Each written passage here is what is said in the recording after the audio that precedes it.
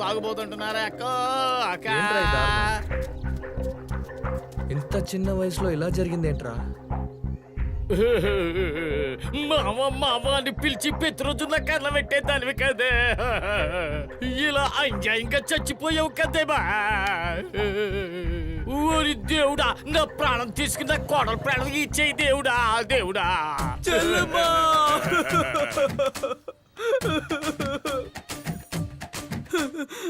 చెల్లెమ్మా, ఇలా అన్యాయంగా పోయావా? మామ, ఇదేంటి కొత్త కథలో? నీకు అప్పుడే నిండు నూరేళ్ళు నిండాయా? దేవుడు నిన్ను అప్పుడే తీసుకెళ్ళిపోయాడే. ఇప్పుడు నేనేం చేయాలమ్మా?